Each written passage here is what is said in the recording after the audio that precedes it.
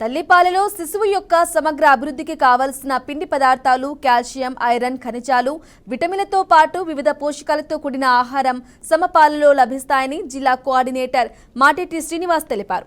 తల్లిపాల యొక్క ప్రాధాన్యతను తెలుపటానికి ప్రపంచవ్యాప్తంగా ఆగస్టు 1 నుంచి 7వ తేదీ వరకు తల్లిపాల వారోత్సవాలు నిర్వహిస్తున్నట్లు ఆయన చెప్పారు.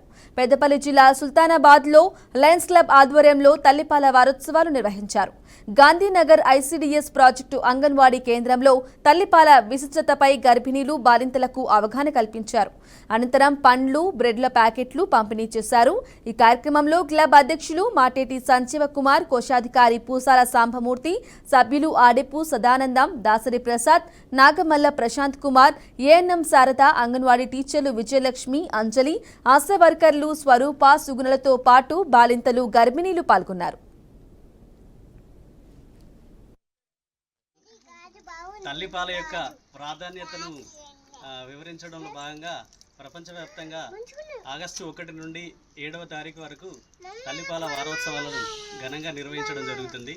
అందులో భాగంగా ఈరోజు మా జిల్లా గవర్నర్ నడిపెల్లి వెంకటేశ్వరరావు గారి పిలుపు మేరకు సుల్తానాబాద్ పట్టణంలోని స్థానిక గాంధీనగర్లో ఉన్నటువంటి ఐసీడీఎస్ ప్రాజెక్టులో ఉన్నటువంటి బాలింతలకు, గర్భవతులకు వీరికి ఈరోజు లయన్స్ క్లబ్ ఆఫ్ సుల్తానాబాద్ తరఫున వారికి పండ్లు ఉన్న బ్రెడ్లు పంపిణీ చేయడం జరిగింది. ముఖ్యంగా తల్లిపాలు అంటే అమృతతుల్యమైనటువంటి తల్లిపాలలో వివిధ రకాల పిండి పదార్థాలతో పాటు శిశువు ఎదగడానికి, సమగ్ర అభివృద్ధికి తోడ్పాటును అందించడానికి విటమిన్లు, తర్వాత కాల్షియం, తర్వాత అనేక రకాలైనటువంటి పోషక పదార్థాలు నిజంగా చాలా మెండుగా ఉంటాయి. అంతేకాకుండా